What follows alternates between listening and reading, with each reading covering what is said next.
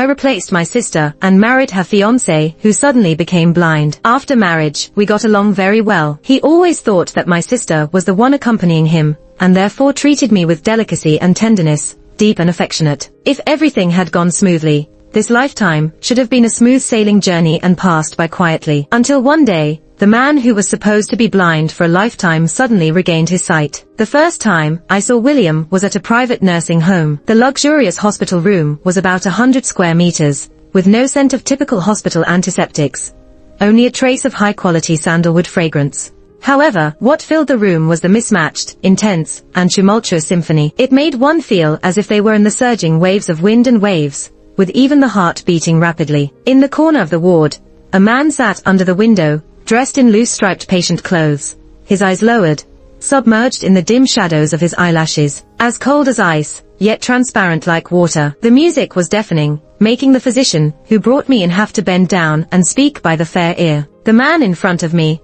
somehow found a remote control from somewhere, pressed it casually. The room full of noise suddenly fell silent. A melodious yet flat voice emanated from his pale lips. Celine. Celine was the name of my broken-off engagement sister. I vaguely hummed in response. William's family reluctantly agreed for me to marry him, but at the same time, they set a condition, which was to directly come over and get married under the identity of Celine, to avoid hurting William's fragile heart. After all, he and my sister had only met twice, so what did it matter if it was her in person? At that moment, I straightforwardly said, "Hello, let's get married." I was lying on the bed browsing my phone, when suddenly, I heard a dull thud coming from the wall. It sounded like something had fallen to the ground. "William," I called out, but there was no response from the next room. A sense of foreboding crept over me, so I pushed open the master bedroom door whilst hearing the constant sound of running water from the bathroom. Inside, I heard a stifled groan from the person behind the door. "I'm fine. What about you?" There was no reply from the other side. I cautiously knocked on the door.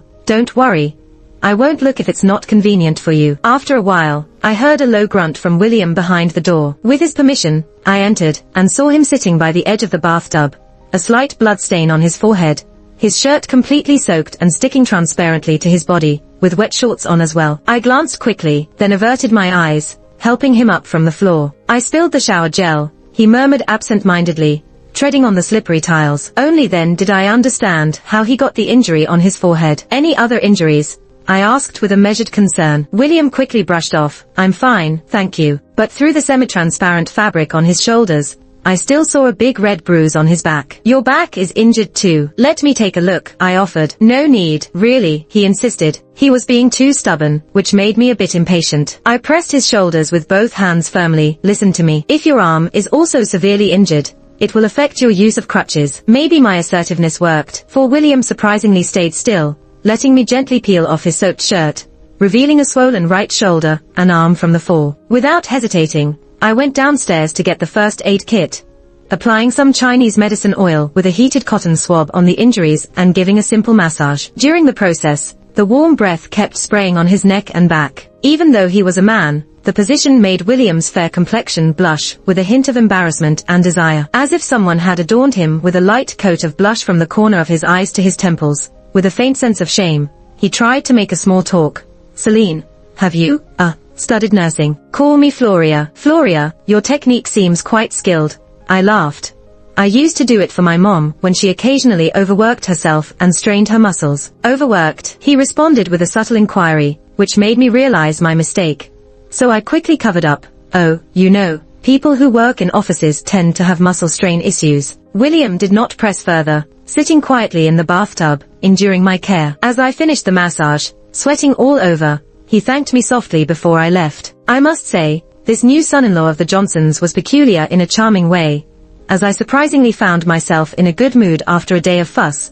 Even the humiliation of the forced marriage had dissipated. The night passed dreamlessly. The next morning, when I woke up, I found that he had already gone downstairs, quietly listening to the financial morning news in the living room at a very low volume. I called out a greeting, and his eyes immediately turned towards me, showing a questioning look, almost confusing me.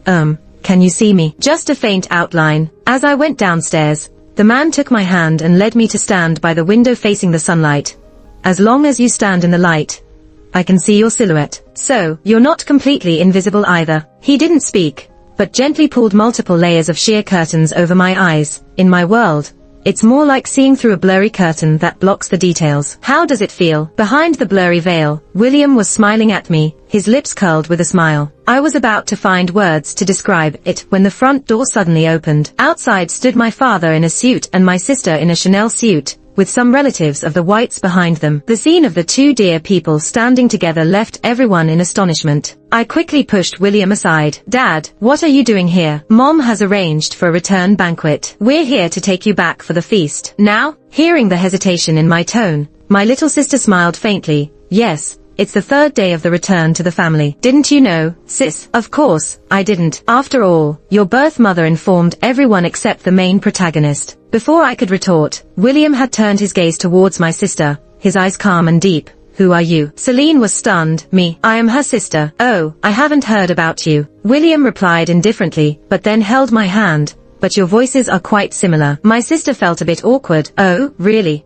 Although my wife's voice is more pleasant. After a busy half hour, we got into the Johnsons' Lincoln stretch limousine, and headed to the villa in another part of the city, with Celine sitting directly in the front passenger seat. On the day of the daughter's return to her family, it was customary for her to spend the night at her maternal home. No matter how much she mistreated me, my stepmother wouldn't mistreat William, even setting up a spacious south-facing guest room for us, the newlyweds, to spend the night. Late at night, I prepared the bed for William, but he lay there with misty eyes, looking at me. Floria, do you think I'm pitiful? Why would you say that? He sighed dejectedly. My parents died early, and it was my grandfather who raised me. Since I lost my sight, several uncles made various pressures to make me give up the CEO position. Maybe I have exhausted all my luck in this lifetime. I might mock others, but I am terrible at comforting people. After a long pause, I managed only 2 words. Don't say that. Clearly, William wasn't comforted at all. He rolled up in the blanket, turned to the side, and sighed softly, leaving me feeling a bit guilty. Actually, you're not the most pitiful one. I have a friend, I began. I remembered somewhere that when you don't know how to comfort someone,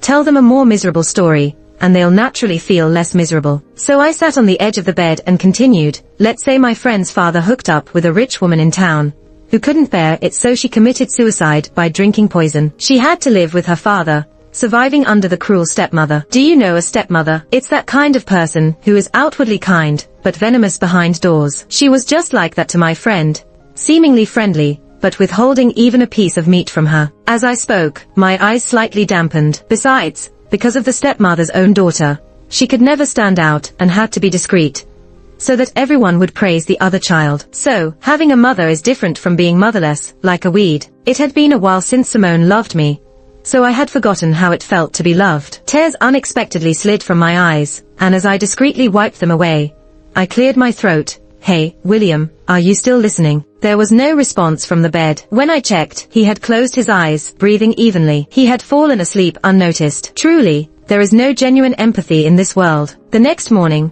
I stepped out of the room and saw my father standing near the small garden gate gesturing me over secretly. As I walked closer, he discreetly slipped a card into my hand. There's 100,000 yuan in there.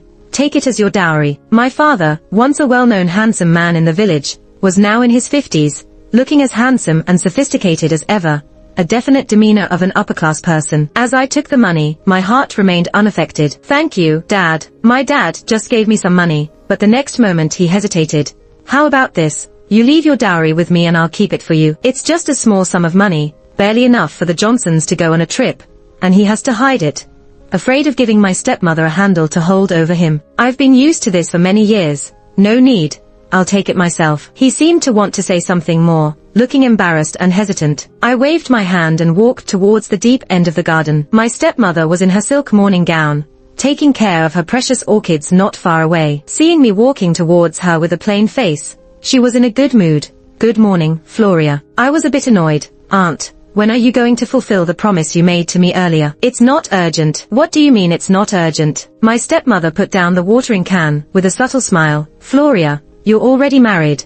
How can a grown-up girl like you not have any schemes? Before that, you have to promise me that you will stay with the Whites for a long time. How long do you want me to stay? Before my stepmother could speak, Celine walked over from the other side of the garden. Sister, William treats you so well, and yet you still want to leave. Seeing them both enjoying the commotion, I felt uncomfortable. Do I want to leave or not? What's it got to do with you? She smiled and said, but brother-in-law is really good. He is handsome, has a good character, doesn't look like a blind man at all. What could you be unsatisfied with? Are you satisfied then? I raised an eyebrow. Why don't we switch now? At the words, a hint of embarrassment flashed across the other's face. I'm not saying that. I couldn't be bothered to argue with them. I coldly surveyed the mother and daughter in front of me. In any case, no more than 3 months. I'll be waiting for you. With that, I turned and walked away, but the next moment, a familiar figure was standing on the veranda. What 3 months? I was caught off guard by the question. Luckily the other didn't press on, but instead reached out to hold my hand. Accompany me to work, okay? Work? The other hugged me affectionately, completely ignoring the mother and daughter who were like a backdrop. I haven't been to the office in 3 months. I have a meeting today. I need to prepare documents. I'll need your help. Seeing the two of them looking equally displeased, a secret sense of happiness suddenly welled up in my heart. Okay. An hour later, William took me to the top floor of the White's Group building. It was an open conference room, and the secretary in high heels settled us at the head of the conference table, softly inquiring, Mr. William, who is this? Under the table, William held my hand, looking quite pleased. She is my eyes. The secretary glanced at me, brought 2 cups of hot coffee with a strong aroma.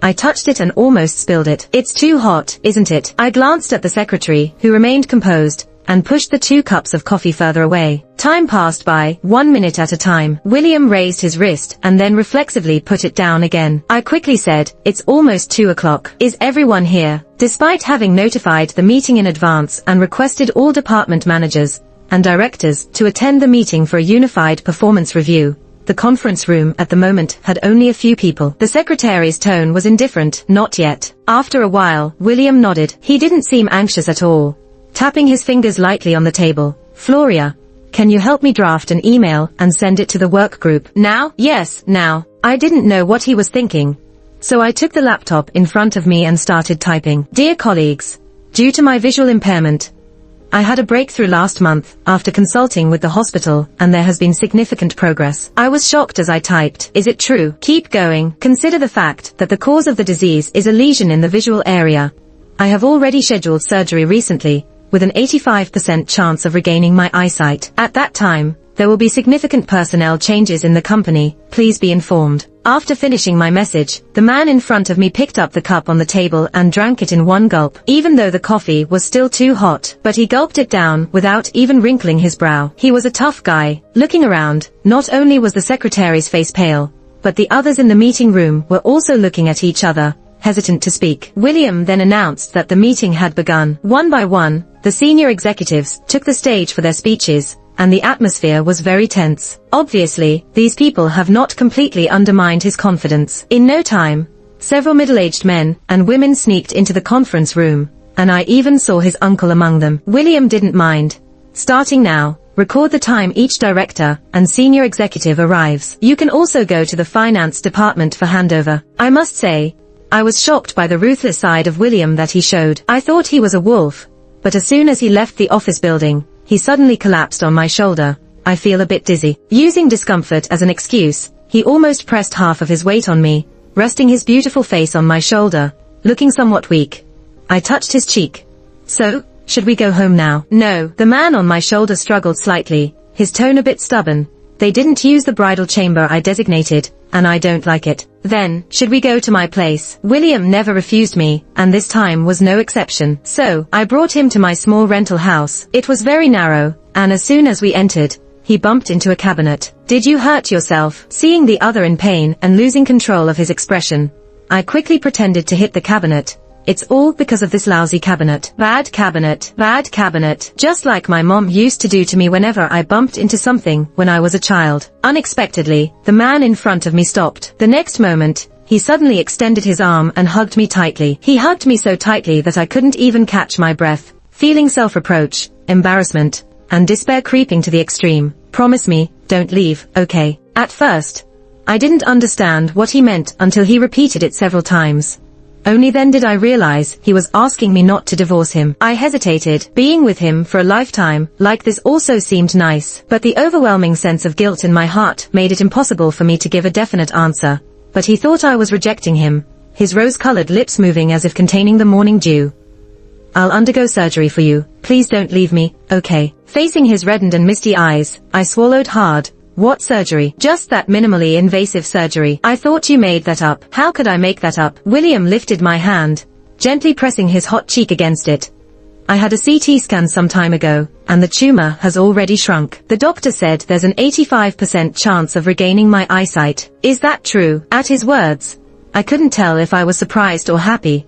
I forced a smile. That's great. When are you going to have the surgery? I'm still thinking about it. Because the cyst is close to the brain vessels, the clinical risk is very high. His tone was casual, but the words were quite scary. If the doctor sneezes, you might end up a widow. Never mind, let's not do it then. How can we not? William said, teasing me. Just think, if I die, you might end up with more. Hearing him say that, I felt a bit uneasy. I'm not after money. I just like blind men. You're really silly. He teased me again, and inadvertently touched my wet eyes. The two of us suddenly fell silent. As night fell, I gave the only small bed to William and planned to sleep on the couch for the night, but he grabbed me. What about you? I'll sleep in the other bed. Who knew the other didn't say a word, limping to the living room with a cane. You lied to me. There's no second bed here. Just as I was about to shake him off me, he suddenly clutched his chest. His eyes reddened, breathing heavily. I'm sick, so sick, and you don't care about me. His voice was hoarse, and his expression was disoriented. I was stunned, and he gently pressed me down between the blankets and pillows. Join me, let's sleep together. I had never seen the other so affectionate, and I lay down awkwardly and stiffly. The man suddenly bit my earlobe lightly. Floria, was that friend you mentioned that day, you, wasn't it? At his words, a chill ran down my spine, and I broke out in cold sweat. That day, but you fell asleep that day, didn't you? I replied with a trembling heart, and the other just chuckled and didn't continue the topic. In a subtle and teasing manner, William quickly tired, burying his head on my chest and murmuring softly, Floria, why are you so good? I didn't understand what was so good about me, deserving of such a satisfied evaluation from him. But receiving such praise, I, in a daze, even had a sense of happiness. It could be a kind of tacit understanding. In the days that followed, we didn't mention the surgery anymore, but we grew closer. On normal days, I would help him bathe, dress, prepare his daily clothes, and do many things that a wife would do. William occasionally went to the office, but more of his time was spent in the kitchen with his cane, coming out with a pot of strange-tasting soup for me. He was always that domesticated person. His pale face and wrist, dressed in dark long clothes, made him look like a piece of beautiful jade, and although I was already used to it, I would still be touched by his presence in the kitchen, sitting on the couch, or walking in the bedroom. As long as he was by my side, I would feel a faint joy. In this joy, there was also hidden fear. This was already a beautiful dream, and I was cautiously dreaming, like a thief stealing a shining pearl in the night. The days passed by quite smoothly. Several weeks later, William bid me farewell on a clear morning. I was happy for him in my heart, but couldn't help sighing deeply as he embraced me from behind, resting his chin on my shoulder. Soon I will be able to see you for real. At his words, I forced a smile and said, didn't we meet twice before we got engaged? Actually, it was more than that. He said softly, when you were a child, I also saw you once. You were wearing a princess dress.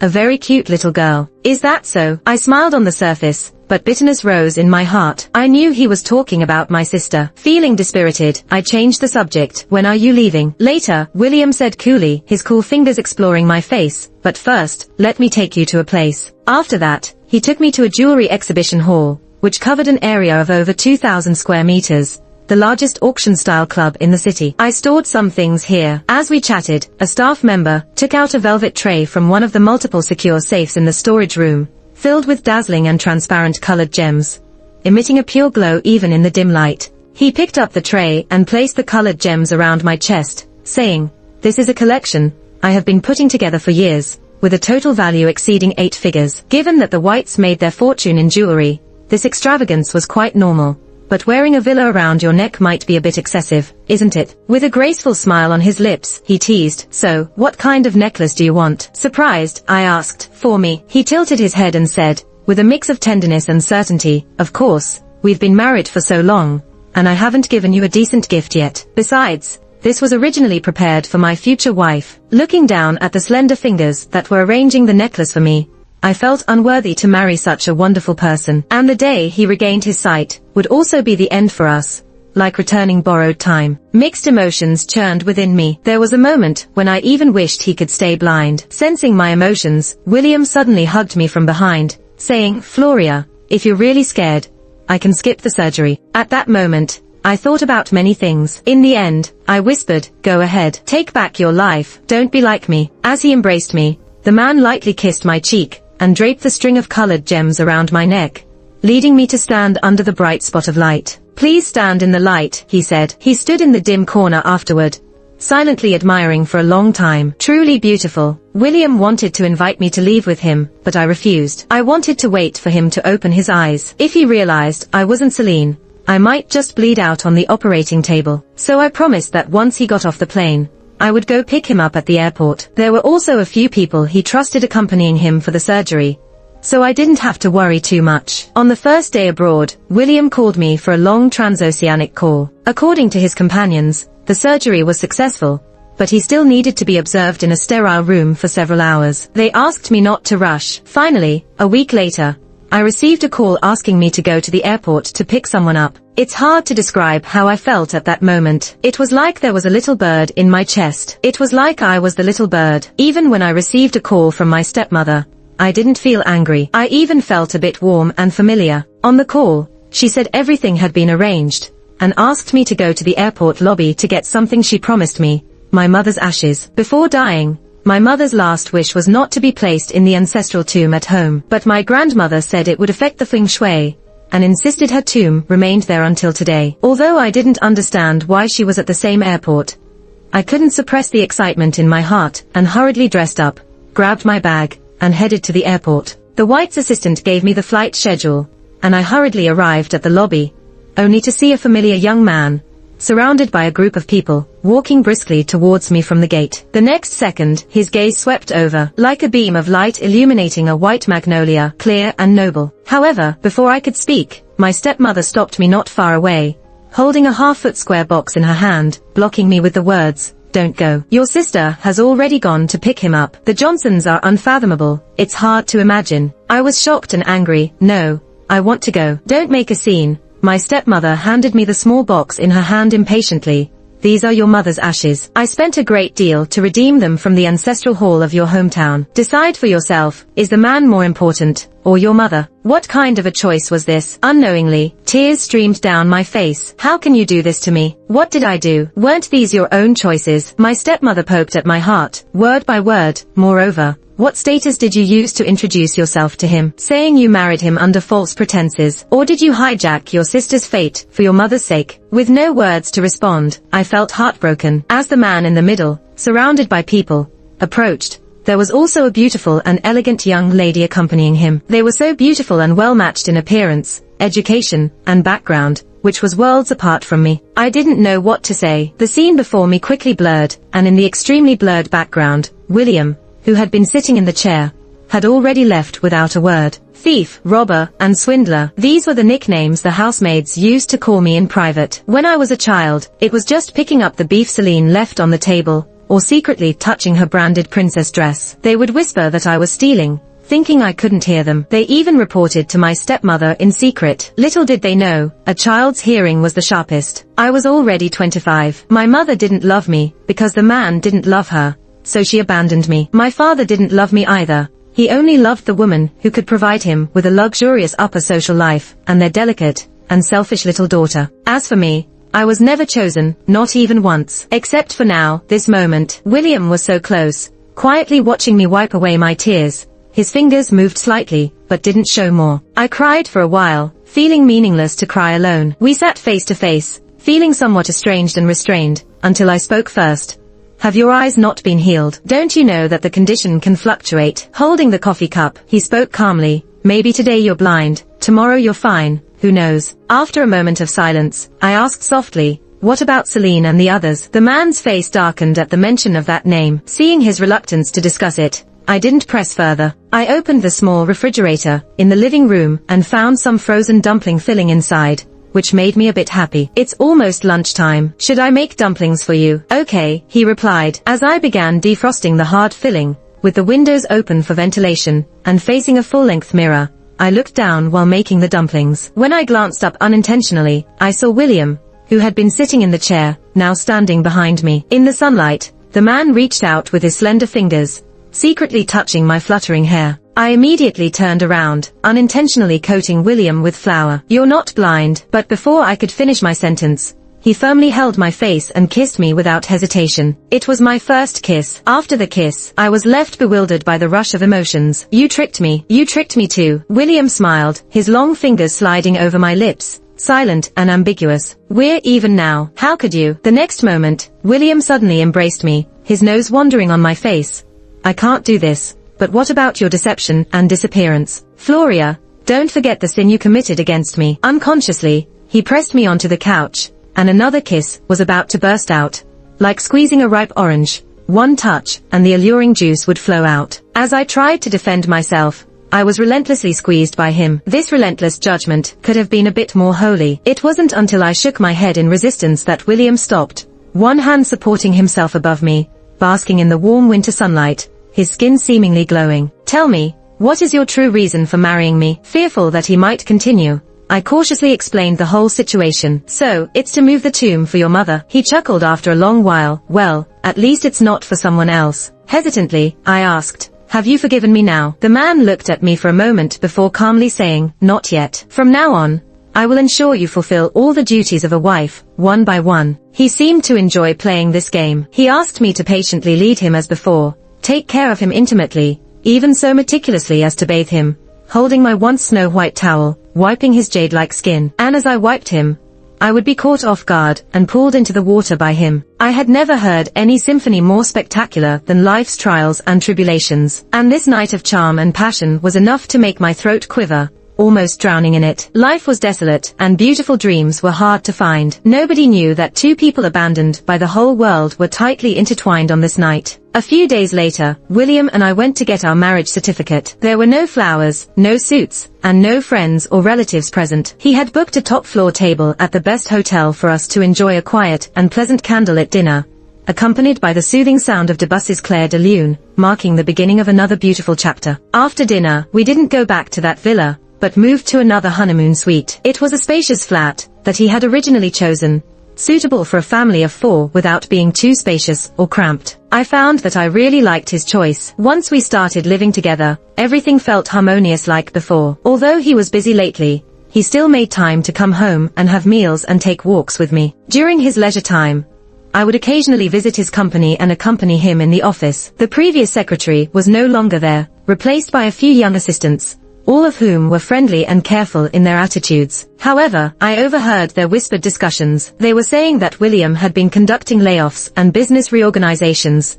cutting more than 30% of the bad assets, including some senior executives and departments with long tenure. He was described as ruthless and iron-handed. Upon hearing me recount these people's gossip to him, William gently stroked my back and seemed pleased. "Yes, I am a ruthless person. Take your situation, for example. There are surveillance cameras around here. If I didn't know that you had come to see me in secret, I wouldn't have let you off so easily." His words made me feel uneasy, and I instinctively swallowed my saliva. "What would you do then?" His response was a gentlemanly smile, with a deep look in his eyes. Forgiveness wouldn't be a light matter, but a serious one. He was such an elegant person.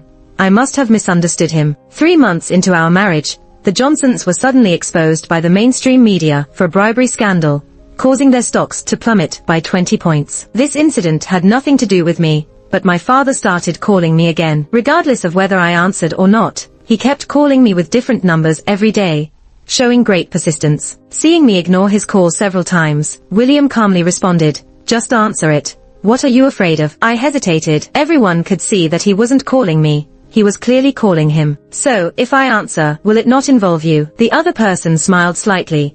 "I had already made it clear earlier, it's about breaking up. Sometimes getting out of a relationship early might not be a bad thing. If a man steals a glance at me and starts doodling on the paper, who knows when she'll turn around and bite me back?" After nodding, William set down his pen, and brought a pot of soup from the kitchen with a smirk. "Here, have some. I simmered it all night for you." For some reason, even though his eyes had healed, the soup he made was still so unappetizing. I took a sip, and my eyes welled up. It even reminded me of the time when I, out of curiosity, tried some beef from abroad as a child. Back then, the Johnsons weren't as wealthy as they are now. My stepmother had brought the beef from abroad, but my stepsister, Celine, had a small appetite, and barely touched the beef, which was left uneaten and eventually fed to the dog after 2 days of spoilage. Since then, I had never sat at the table with them again. Seeing my eyes turn red from drinking the soup, William looked at me oddly and said, "Are you homesick?" I shook my head, but he insisted, "Listen to me, go home for a visit." As he said that,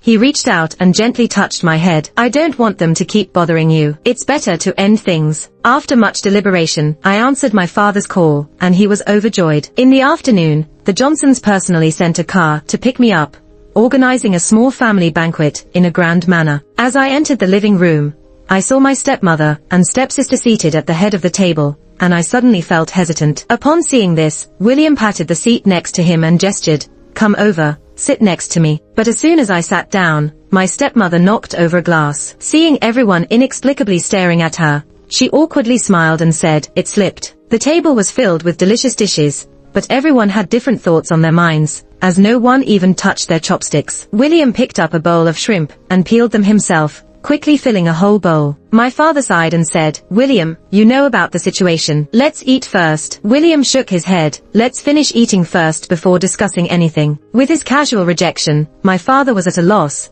as he looked at my stepmother who, despite always looking radiant, now seemed a bit tired. "William, you know that the Johnsons are under a lot of PR pressure lately. Their stocks even hit the limit down yesterday. No matter what, you are my son-in-law. So why must you bring up breaking up at this time and make everyone's lives difficult? Is that so?" William handed me a bowl filled with shrimp and grinned, "Celine and Floria, they are both your daughters. So why treat them differently?" My stepmother was taken aback. Seeing this, my stepsister suddenly stood up, her eyes red with tears as her voice trembled. "This isn't my mother's fault. I already apologized to you before, saying that I don't mind you being blind. Why do you still have to pursue my sister?" As she spoke, I was stunned. Could it be that the one initiating the breakup was William? Faced with the accusation, he remained indifferent.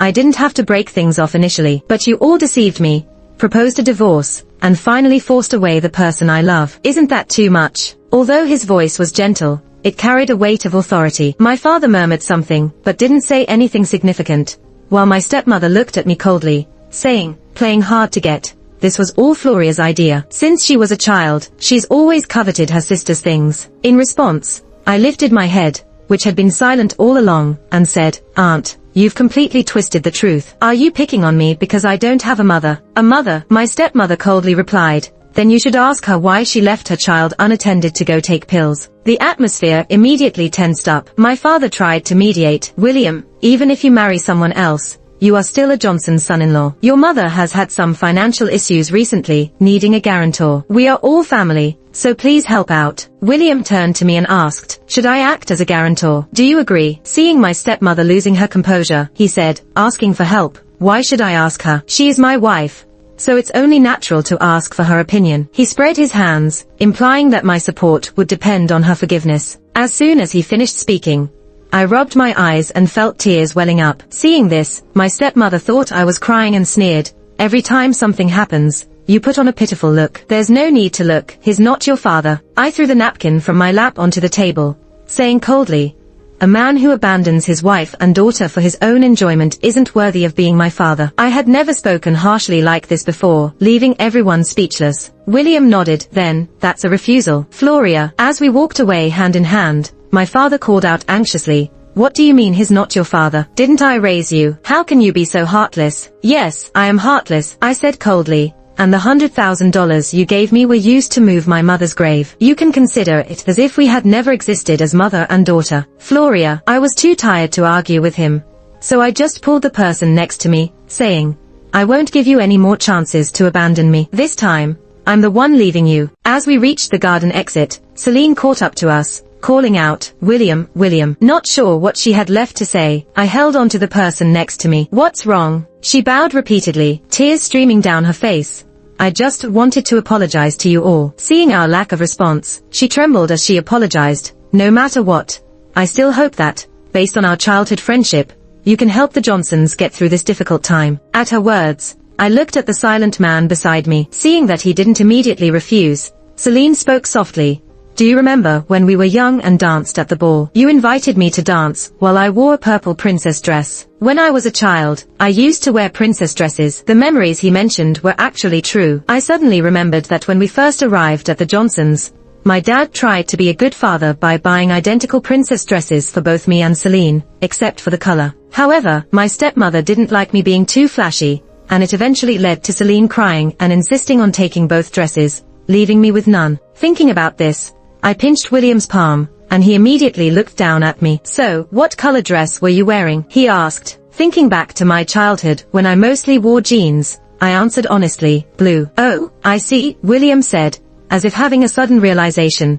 "I liked the little girl in the blue princess dress, so I'm sorry." Not long after leaving the Johnsons, I changed my last name to my mom's. In the evening, we walked along the street filled with the sunset's glow, William holding my hand, quietly listening to me recount past events. The person I hated most was not my stepmother. She didn't give birth to me, and ignoring me was just human nature. "Actually," I whispered, "the person I hate the most is my dad. He let that mother and daughter look down on me and trample on me for his own enjoyment. A pearl is born in an oyster. How many nights of tears it takes, no one cares about. The pain is something only you will ever know." William gently rubbed my hand.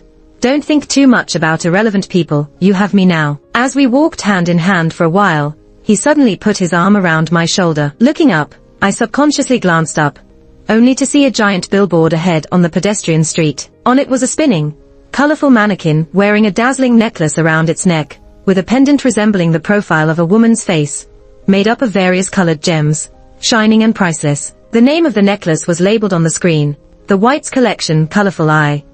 I have turned those precious gems into a necklace for you." While talking, William swiftly snapped a photo of me staring off into the distance. I was puzzled. "What are you doing?" He gave a slight smile, raising the photo high, capturing the side profile of the pendant from a distance. From the determined monolid to the slightly arched high nose, every detail perfectly matched together. I was amazed. "This necklace. How did you recognize me?" His fingers gently brushed over my face, tucking my loose hair behind my ear, his voice soft and affectionate. "As long as I stand in the light, I'll remember your silhouette." The night had grown late, the cold wind biting, and I suddenly felt a bit cold. I leaned against him, and he held me tightly, leading me forward. I always doubted myself, doubting if I was truly soulless as my stepmother claimed. At this moment, I deeply felt the presence of a soul, shaped profoundly by suffering and shining brightly because of love. And loving someone made it even more tangible. At this moment, the city across the river also embraced the autumn chill, as if all the damp cold were immersed in the mist. Yet as we walked forward,